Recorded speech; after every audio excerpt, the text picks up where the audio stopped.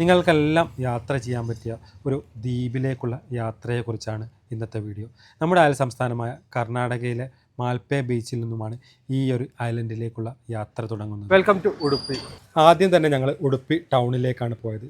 പാചകത്തിനും ദ്വൈത സിദ്ധാന്തത്തിനും പേര് കേട്ട ഒരിടമാണ് ഉടുപ്പി എന്ന് കേട്ടിട്ടുണ്ട്. അങ്ങനെ നമ്മൾ ഉടുപ്പിയിലെ ഭക്ഷണം കഴിക്കാനാണ് ആദ്യം തന്നെ പോയത്. അങ്ങനെ വലിയ പ്രത്യേകതകളൊന്നും ഈ ഭക്ഷണത്തിന് എനിക്ക് തോന്നിയിട്ടില്ല. കാരണം നമ്മളൊക്കെ യാത്ര ചെയ്യുമ്പോൾ ഉടുപ്പി ഹോട്ടലുകൾ നിരവധി നമ്മൾ കണ്ടുകൊണ്ടിരിക്കുന്നതാണ്. അങ്ങനെ ഉടുപ്പി ഹോട്ടലിൽ നിന്നൊക്കെ ഭക്ഷണം കഴിക്കാത്തവരായിട്ട് വളരെ കുറവായിരിക്കും യാത്ര ചെയ്യുന്നവർ പൊതുവെ. അതുകൊണ്ട് തന്നെ നമുക്കത് പുതുമയായിട്ട് തോന്നിയിട്ടില്ല. ഉടുപ്പി ടൗണിൽ നിന്നും ഏകദേശം 6 കിലോമീറ്റർ സഞ്ചരിച്ചാൽ മാൽപ്പെ ബീച്ചിലെത്താൻ പറ്റും.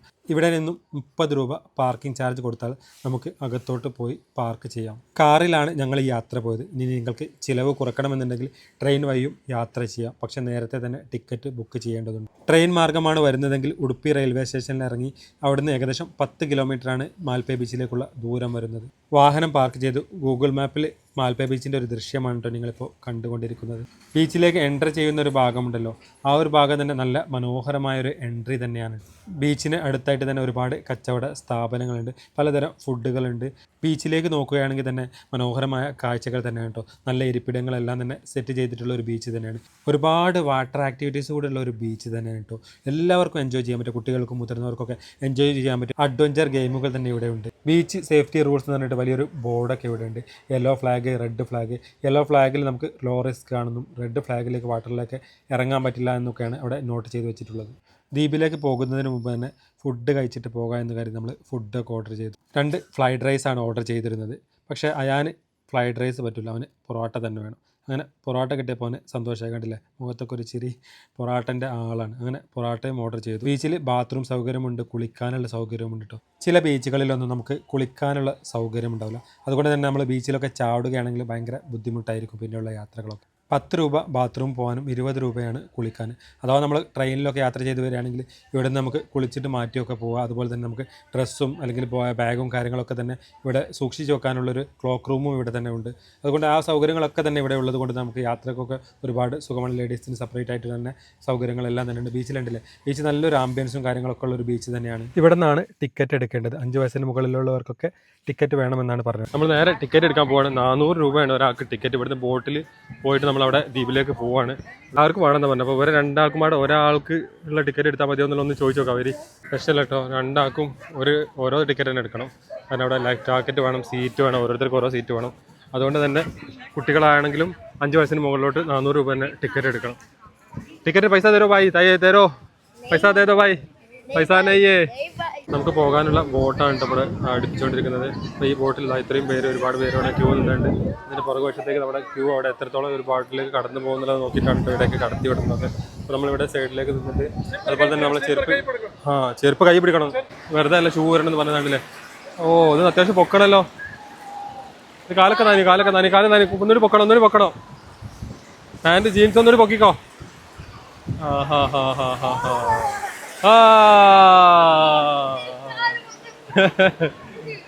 മൊത്തം നഞ്ഞോ? പെട്ടിയില്ല.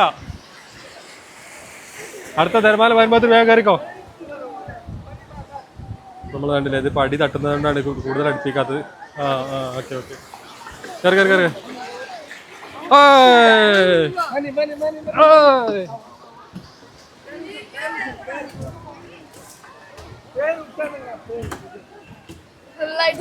കുളിച്ചോ മമ്മേടെ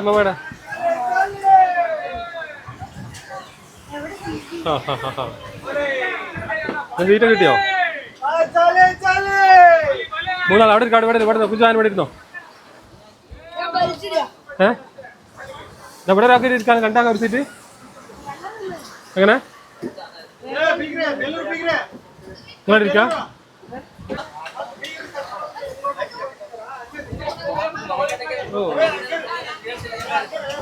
എടുത്തിട്ടാള്.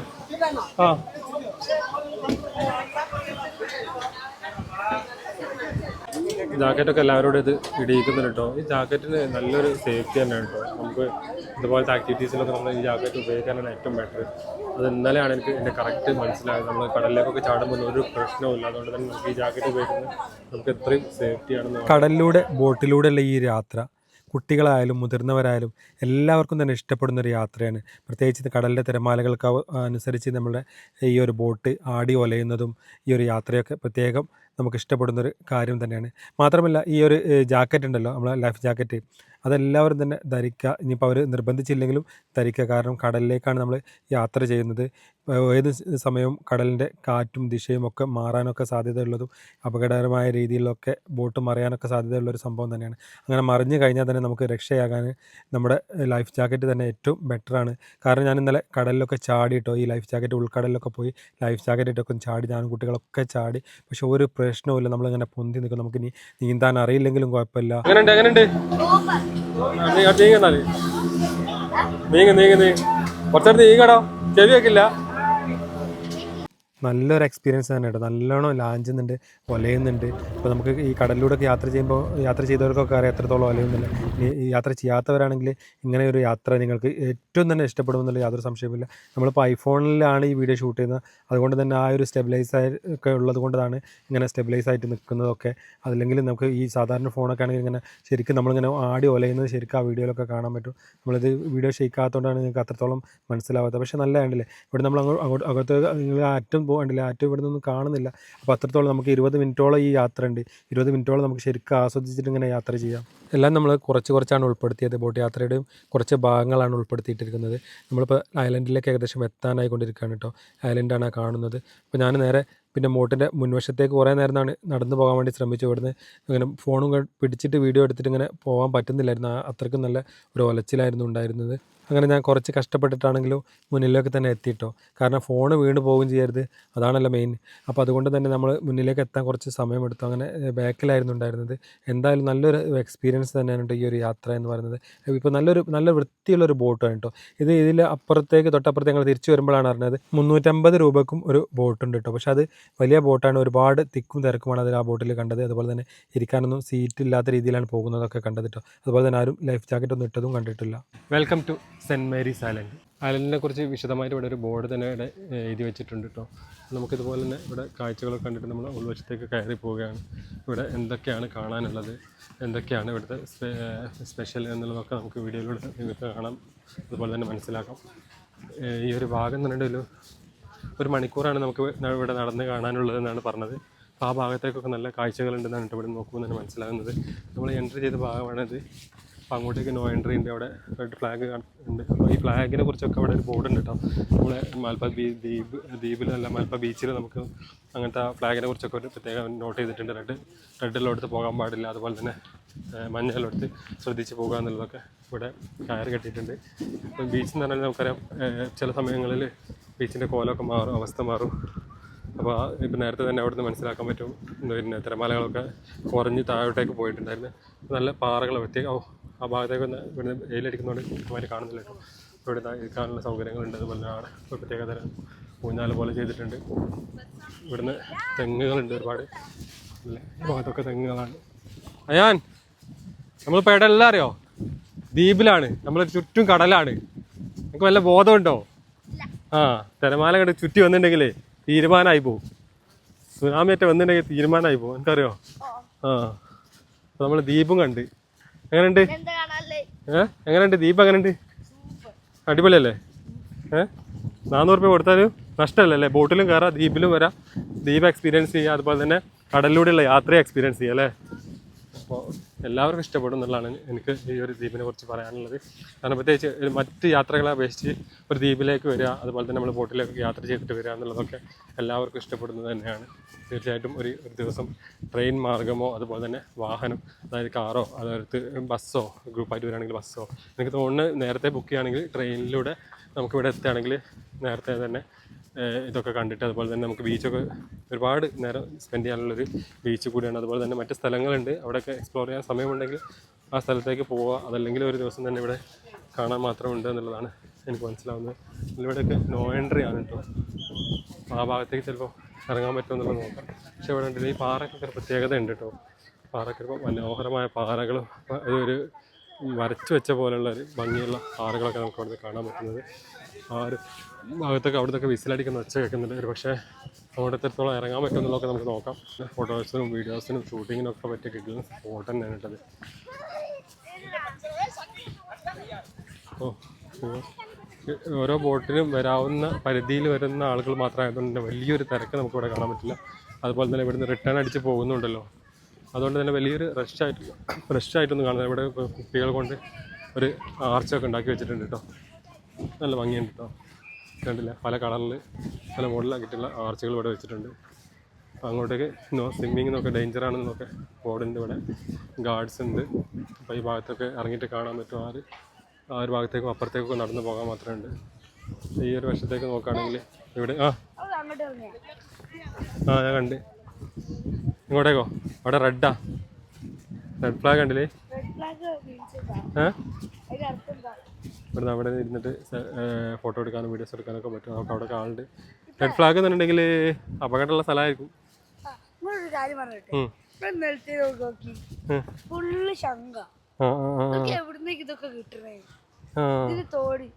അപ്പൊ ഇവിടെയൊക്കെ വെള്ളം വരലുണ്ടാവൂലേ? അല്ലാതെ അങ്ങനെ ശങ്കന്റെ തോട് എടുത്തുക. അതുകൊണ്ടായിരിക്കും അവിടെ റെഡ് ഫ്ലാഗ് കൊടുത്തത്. മനസ്സിലായോ? തിരമാല ഇവിടെ എത്താൻ മതി. തിരമാല ഇവിടെ എത്തുന്നതിനോടായിരിക്കും. അപ്പൊ ഉമ്മച്ചി ഇവിടെ ഐലൻഡിലൊക്കെ എത്തിയിരിക്കാണ്. ഇപ്പൊ സെന്റ് മേരീസ് ഐലൻഡിൽ എത്തിയിരിക്കാണല്ലേ? അപ്പൊ എല്ലാവർക്കും വന്ന് കാണാൻ പറ്റിയ ഒരു സ്ഥലം തന്നെയാണ്.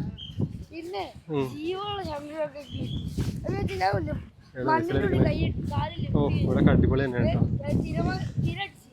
ഇവിടെ വെയിലടിച്ചിട്ടേ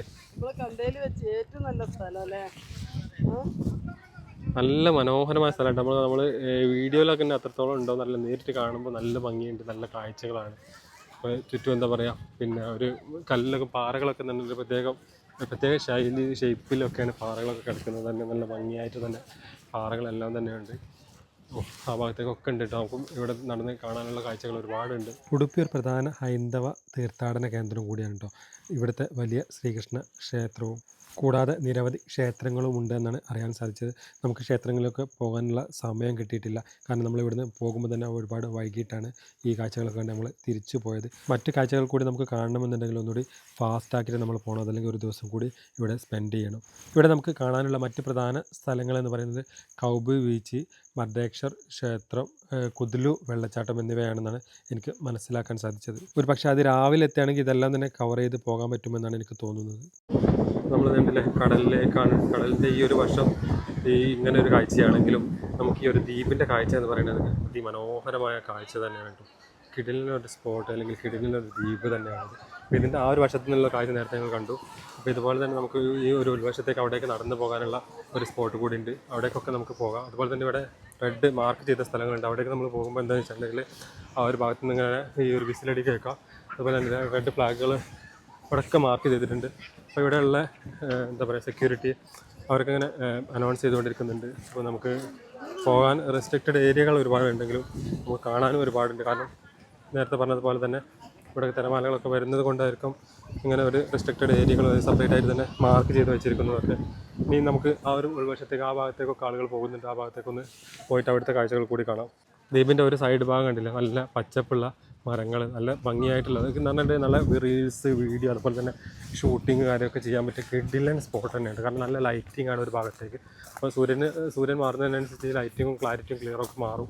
അങ്ങോട്ടും ഇങ്ങോട്ടൊക്കെ നിൽക്കുന്നത് നല്ലതല്ലേ, നല്ല ഭംഗിയുള്ള കാഴ്ചയാണ്. അടിപൊളി സ്പോട്ടാണ് കേട്ടോ. നമ്മളിവിടെ വരണ്ടേ എന്നുള്ളൊരു കൺഫ്യൂസിലായി. കാരണം 400 രൂപ കൊടുക്കണമല്ലോ. ഒരാൾക്ക് 400 രൂപ, ഒരു ഫാമിലി ആകുമ്പോൾ തന്നെ 6 ആൾക്ക് 2400 രൂപയായി. അപ്പോൾ അത്യാവശ്യം ചിലവ് തന്നെയാണ്. അപ്പോൾ നമുക്ക് എന്തായാലും പോയി നോക്കാമെന്നുള്ളൊരു കണ്ടീഷനിലാണ് നമ്മളിവിടെ വന്നെങ്കിലും 2400 രൂപ നഷ്ടമല്ല എന്നുള്ളത് ഞങ്ങൾക്ക് ഓരോരുത്തർക്കുള്ള അഭിപ്രായം. 2400 രൂപ നഷ്ടപ്പെട്ടില്ല എന്നുള്ളതാണ്. കാരണം നല്ല മനോഹരമായ കാഴ്ച തന്നെയാണ് ഇവിടുന്നൊക്കെ നമുക്ക് കാണാൻ പറ്റുന്നത്. ഒരു വ്യത്യസ്തമായൊരു ബീച്ച്, അല്ലെങ്കിൽ വ്യത്യസ്തമായ ബീച്ച് എന്ന് പറയാൻ പറ്റില്ലല്ലോ, ഐലൻഡ് ആണല്ലോ അല്ലേ. അപ്പോൾ വ്യത്യസ്തമായ ഒരു ഐലൻഡ് അല്ലെങ്കിൽ ഒരു ഐലൻഡിലേക്കൊക്കെ കാണണം. നമ്മൾ ലക്ഷദ്വീപിലൊക്കെ പോകുന്നുണ്ടെങ്കിൽ ലക്ഷദ്വീപിലൊക്കെ ഇതുപോലെ തന്നെ ഐലൻഡുകളായിരിക്കില്ലേ. അപ്പോൾ നമ്മുടെ നാട്ടിൽ തന്നെ നമ്മുടെ അയൽ സംസ്ഥാനമായ കർണാടകയിൽ, അതായത് നമുക്ക് കോഴിക്കോട് നിന്ന് വരികയാണെങ്കിൽ ഏകദേശം 300 കിലോമീറ്ററാണ് ഇവിടേക്ക് വരുന്നത്. അപ്പോൾ നമുക്ക് ഗോവയിലൊക്കെ ബൈ ട്രെയിനോ അല്ലെങ്കിൽ ബസ്സിലൊക്കെ യാത്ര ചെയ്യുകയാണെങ്കിലൊക്കെ നമുക്ക് ഈ ഒരു കാഴ്ച വന്നിട്ട് കാണാനൊക്കെ പറ്റിയൊരു സ്ഥലമാണ്. നമുക്ക് ബസ്സിൽ യാത്ര ചെയ്ത് വരാം, അതുപോലെ തന്നെ നമ്മുടെ സ്വന്തം വണ്ടി എടുത്ത് വരാം, അതുപോലെ തന്നെ നമുക്ക് ട്രെയിനിലും യാത്ര ചെയ്യാം. ഇവിടുന്ന് അങ്ങോട്ട് ഇനി 240 കിലോമീറ്ററാണ് ഗോവയിലേക്കുള്ളത്. അപ്പോൾ ഇനി ഗോവ എക്സ്പ്ലോർ ചെയ്യണമെങ്കിൽ ഗോവ എക്സ്പ്ലോർ ചെയ്തിട്ട് വരാം. ഇനി നമുക്ക് അവിടെ ആവശ്യം വേണ്ടില്ലേ, അവിടേക്ക് വന്നുള്ള കാഴ്ചകൾ നമുക്ക് എന്താണെന്നുള്ളത് നോക്കാം. അതുപോലെ തന്നെ ഇവിടെ പാറയൊക്കെ ഒരു പ്രത്യേക കട്ട് ചെയ്ത് വെച്ചതുപോലെ തന്നെ ഈ ഒരു ഭാഗമൊക്കെ നോക്കിയാൽ മനസ്സിലാവും. കണ്ടില്ലേ, ഈ പാറയൊക്കെ ഒരു ഇതുവരെ കാണാത്തൊരു വ്യത്യസ്തമായ കാഴ്ച തന്നെയാണ്. ഈ ഒരു പാറയൊക്കെ നമുക്ക് കാണുമ്പോൾ മനസ്സിലാവുന്നത്. കണ്ടില്ലേ, ഇത്ര ഭംഗിയായിട്ട് അത് ഒരു മരക്കഷ്ണമൊക്കെ പോലെ നിൽക്കുന്നത് പാറയാണെന്നുള്ളത്. കണ്ടില്ലേ, ഇതിൻ്റെ ഇടഭാഗങ്ങളും വീഡിയോസിനും ഫോട്ടോസിനൊക്കെ അടിപൊളിയായിരിക്കും.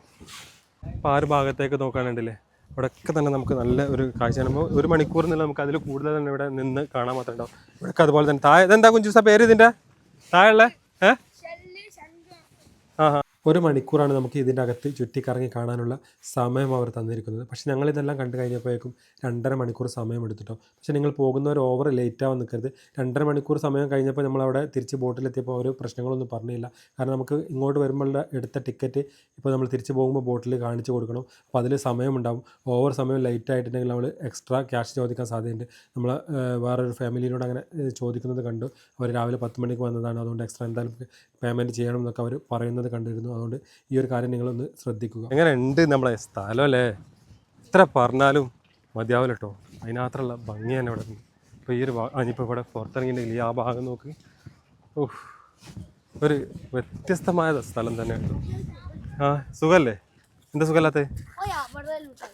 1 അവറേ ടൈമുള്ളൂ. അതൊന്നുമല്ലല്ലോ, 1 അവറൊന്നും ഇപ്പോൾ കാണാൻ മാത്രമേ ഉള്ളൂ. നമുക്ക് ഇവിടെ എത്ര വേണമെങ്കിൽ സ്പെൻഡ് ചെയ്യാലോ. അപ്പോൾ ഇതിൻ്റെ മുകളിലൊക്കെ നോക്ക്, ഇവിടെ ലൈഫ് ഗാർഡ് ഇല്ലല്ലേ? ബോട്ടുകളൊക്കെ അവിടെ അത് ചുറ്റി കറങ്ങി ഇവിടെ തീർന്നില്ലേ? ഇവിടെ നിന്ന് തന്നെ ഇപ്പോൾ നമ്മൾ ക്യാമറയിലൊക്കെ എത്ര കാണിക്കാൻ നമുക്ക് പറ്റുള്ളൂ. പക്ഷേ നമുക്ക് നേരിട്ട് വന്ന് കാണുമ്പോഴുള്ള കാഴ്ച അത് വേറെ തന്നെയാണ് കേട്ടോ. അപ്പോൾ നമ്മൾ ഈ ഇവിടുത്തെ കാഴ്ചകളൊക്കെ കണ്ടിട്ട് നേരെ നമ്മൾ അവിടേക്ക് ആ വശത്തേക്ക് പോയിട്ടുണ്ടെങ്കിൽ നമുക്ക് ആ ബോട്ടിൽ റിട്ടേൺ പോയിട്ട് തിരിച്ച് നമുക്ക് വേറെ കാഴ്ചകളൊക്കെ ഉണ്ടെങ്കിൽ നമുക്ക് സമയമുണ്ടെങ്കിൽ കാണാം. അതല്ലെങ്കിൽ നാട്ടിലേക്ക് തിരിച്ച് പോകാം, അതല്ലെങ്കിൽ ഗോവയിലേക്ക് പോകുന്നെങ്കിൽ പോകാം. അങ്ങനെ ഒരു ദിവസത്തെ യാത്ര ഇവിടെ അവസാനിക്കുകയാണ്. സെൻറ്റ് മേരീസ് ഐലൻഡിൻ്റെ മനോഹരമായ വീഡിയോ നിങ്ങൾക്ക് ഇഷ്ടപ്പെട്ടു എന്ന് കരുതുന്നു. കാരണം നമുക്ക് ഈ വീഡിയോയിൽ എത്രത്തോളം ഉൾപ്പെടുത്താൻ പറ്റുമെന്നുള്ളത് കാരണം വെയിലിൻ്റെ അടിസ്ഥാനത്തിൽ നമുക്ക് ലൈറ്റിൻ്റെ ക്ലാരിറ്റിയിൽ മാറ്റം വരുന്നുണ്ട്. എന്നാലും ഒരു മനോഹരമായ ഒരു സ്ഥലം തന്നെയാണ്. തീർച്ചയായും നിങ്ങൾ കണ്ടാൽ ഇഷ്ടപ്പെടും. അപ്പോൾ ഇതുപോലത്തുള്ള സ്പോട്ടുകൾക്ക്, ഇതുപോലത്തെ യാത്രാ വീഡിയോകൾക്ക് നമ്മളൊന്ന് സബ്സ്ക്രൈബ് ചെയ്ത് വെക്കുക. വീഡിയോ ഇഷ്ടമായെങ്കിൽ ഒന്ന് ലൈക്ക് ചെയ്യുക, കമൻറ്റ് ചെയ്യുക, മാത്രമല്ല ഒന്ന് ഹൈപ്പ് ചെയ്യുക. അപ്പോൾ നമുക്ക് വീഡിയോ മറ്റുള്ളവരിലേക്ക് എത്തും. കൂടുതൽ വീഡിയോ ചെയ്യണമെങ്കിൽ നമ്മൾ മറ്റുള്ളവരിലേക്ക് ഒക്കെ എത്തി കാണുമ്പോഴുള്ളൂ നമുക്കും വീഡിയോ ചെയ്യാനുള്ളൊരു എനർജി ഉണ്ടാവുകയുള്ളൂ. ഇതുപോലെ യാത്രാ വീഡിയോകൾ ചെയ്യുമ്പോൾ നമുക്ക് നമ്മുടെ യാത്ര ചെയ്ത സ്ഥലങ്ങൾ കാണിക്കാനും അതുപോലെ തന്നെ മറ്റുള്ളവർക്ക് യാത്ര ചെയ്യാനും വഴികാട്ടിയാവാനൊക്കെ ഒരു ആഗ്രഹമാണ്. അപ്പോൾ ആ ഒരു ആഗ്രഹം നിറവേറ്റണമെങ്കിൽ നിങ്ങളുടെ സപ്പോർട്ട് വേണം. തീർച്ചയായും നിങ്ങൾ സപ്പോർട്ട് ചെയ്യുക, സബ്സ്ക്രൈബ് ചെയ്യുക. നമ്മൾ ബോട്ടിൽ ഇറങ്ങി നേരത്തെ അവിടുന്ന് അങ്ങനെ ആ ഗേറ്റിലൂടെ കടന്നു പോയിട്ടോ. അതിൻ്റെ വലത്തെ ഭാഗത്ത് ഒരു യെല്ലോ ഫ്ലാഗ് ഇവിടെ ഉണ്ട്. യെല്ലോ ഫ്ലാഗിൻ്റെ ഭാഗം ഉണ്ടല്ലോ, ഈ ഒരു ഭാഗത്ത് നമുക്ക് കാഴ്ചകളുണ്ട് കേട്ടോ. അത് പിന്നെയാണ് കേട്ടോ കാണുന്നത്.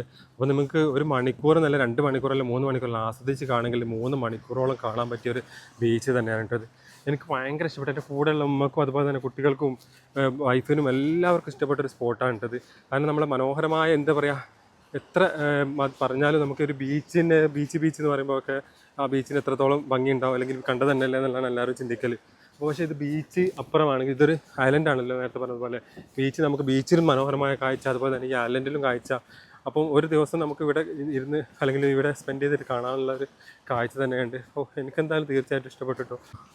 ഇനിയിപ്പോൾ അവിടെ നിന്ന് അങ്ങോട്ടേക്ക് നടന്ന് പോകേണ്ട. ഇവിടെയൊക്കെ റെഡ് ഫ്ലാഗ് ഉണ്ട്. റെഡ് ഫ്ലാഗിലോട്ടൊന്നും നിലവിൽ ഇവിടെ നമുക്ക് ഇവിടെ റെസ്ട്രിക്റ്റഡ് ഒന്നും കാണുന്നില്ല. അതുപോലെ തന്നെ ഇവിടെ സെക്യൂരിറ്റിയും കാര്യങ്ങളൊന്നുമില്ല. അപ്പുറ ഭാഗത്താണ് സെക്യൂരിറ്റി ഒക്കെ ഉള്ളത്. പക്ഷേ ഈ റെഡ് ഫ്ലാഗിൻ്റെ ഭാഗത്തൊക്കെ അവർ മാർക്ക് ചെയ്തിരിക്കുന്ന കാരണം വെച്ചാൽ ഇവിടെ തിരമാലകളൊക്കെ ഇങ്ങോട്ട് ആഞ്ഞടിക്കാനുള്ള സാധ്യതകളുള്ളത് കൊണ്ടായിരിക്കും. അപ്പോൾ വരുന്നവർ പ്രത്യേകം ശ്രദ്ധിക്കുക.